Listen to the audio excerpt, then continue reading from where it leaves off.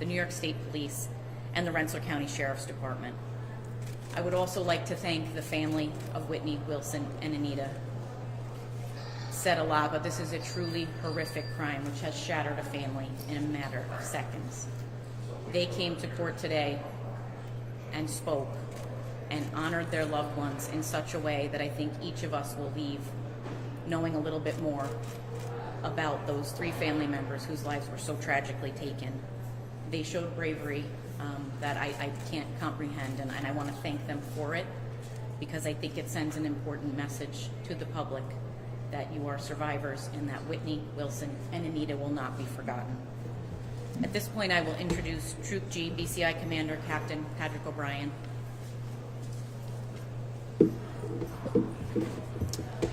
First and foremost, on behalf of the state police, I would like to extend our condolences to all of the family members, those who are here today and those who are unable to make it.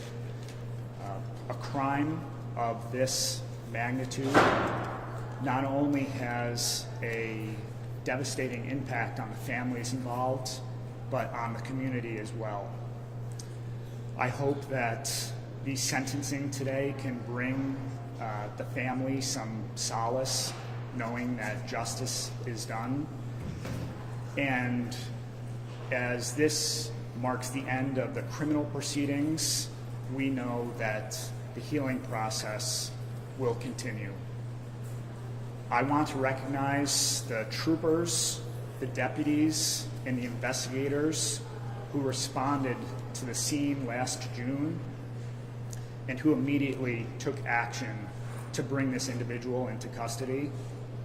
I want to thank the district attorney and the members of her office for their work to bring this case to a quick resolution.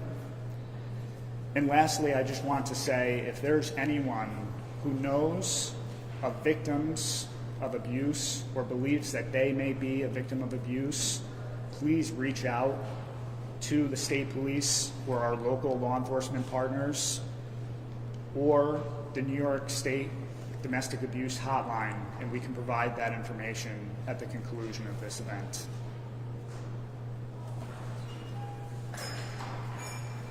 Thank you, Captain.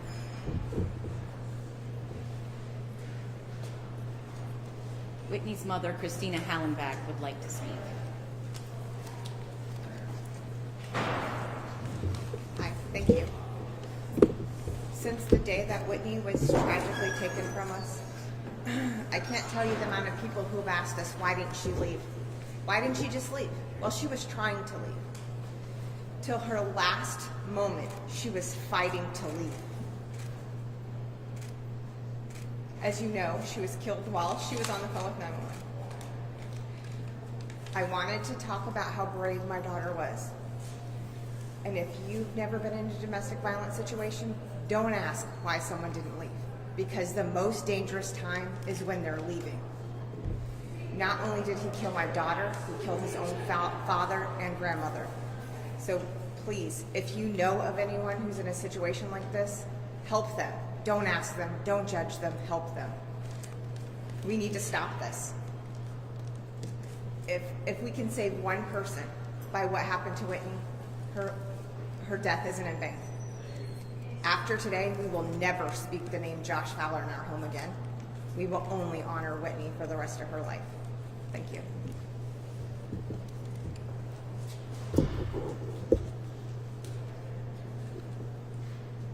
Whitney's sister, Autumn. We need to do better for our women. The reason we're in this situation is because in 2026, we still don't put our women first. We need to protect them. There need to be better resources, and we need to speak out for them. Had we done that, my sister might still be here. Whitney has tried to leave this man in the past, and she couldn't. I don't know if it was lack of resources or what, but I know when she was gone, he threatened to kill her and her entire family if she didn't come back. If there had been more resources, she might have been able to stay away, and she might still be here. The system has failed. Please think, and think some more about what you can do Because it doesn't start with a group of people, it starts with one individual. My sister didn't deserve to die. She was kind of a jerk sometimes, but she still didn't deserve to die. She was a strong and brave woman. I just ask anybody, if you're in this situation, if you're not sure if you're in this situation, if you think your relationship might be an abusive one, if you think your relationship is unhealthy, just leave. Just leave. He shouldn't put his hands on you. You shouldn't have to walk on eggshells. You shouldn't have to question your own sanity when you're with him. Your actions shouldn't be dependent on his mood. If it is, you're in an abusive relationship and you need to leave. And abuse doesn't always look like punching somebody or putting your hands on them. Sometimes it looks like throwing things around you. Sometimes it looks like telling you that you did something when you know you didn't do it. Sometimes it looks like raising your voice. Sometimes it looks like towering over you so that you are intimidated. It takes a victim 5 to 7 times to leave sometimes. And it's one too many times. So I just reiterate, we need to do better. We need to do better. And to go over what my mom said, don't remember Joshua Fowler. His name dies here today. He doesn't deserve to be remembered. My sister deserved to be remembered.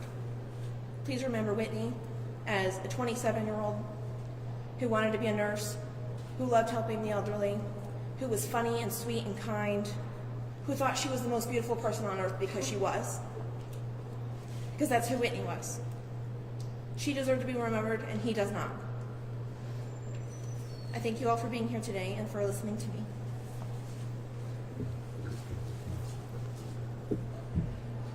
Whitney's dad, Wayne Lundgren. As far as that thing,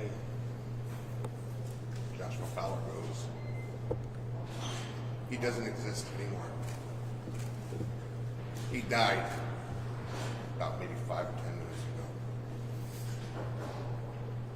He really didn't die, but we can only hope for the best, can't we?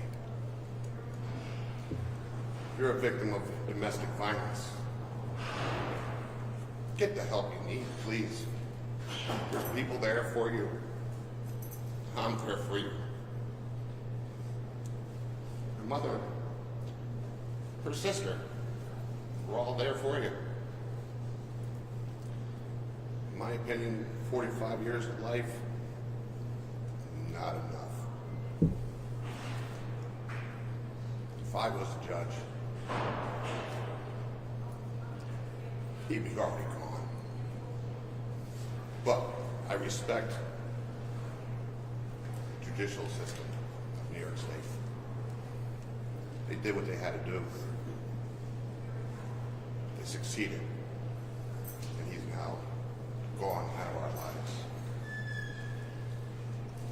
Mr. Fowler, it is how I refer to him as,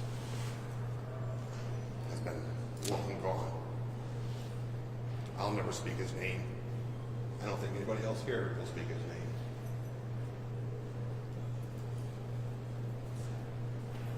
To me, today, this is a late Christmas gift. You know what? It's the best Christmas gift you could ever receive. Knowing that he's gone. That's all.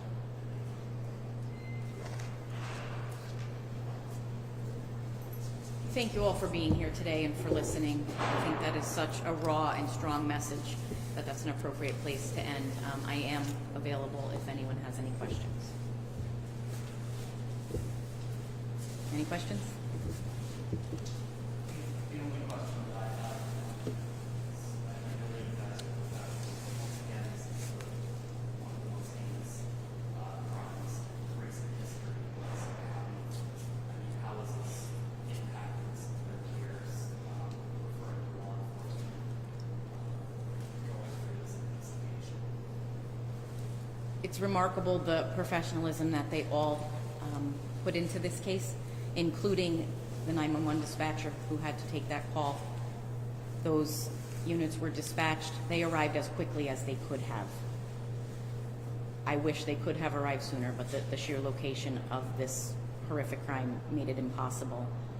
This is tough on all of them, and what we are grateful for today is that they were able to bring him into custody without any harm to the responders. Mary Pat, after hearing family members say the system has to be better, I'm wondering if there's anything you can say right now as a member of the community leadership community to assure them that their words and their wishes are not falling on deaf ears. Thank you. I appreciate that question, and I know that I will do what I can to share their specific words, because I think when you hear family members sharing their experiences and being as real as they were here today, I think that resonates with people. There is help available, but it is not always easy to reach out and get help. There is so much more than saying I am a victim. There is the consequence of housing and jobs and children and insurance and all of the things that have to be considered when you think about leaving someone. So what I will do as district attorney, and I have done, is continue to publicize the need to talk about domestic violence, to erase the stigma, to publicize where help is available, and to stand with victims so that we can try with each step to prevent another tragedy. Thank you all. Thank you.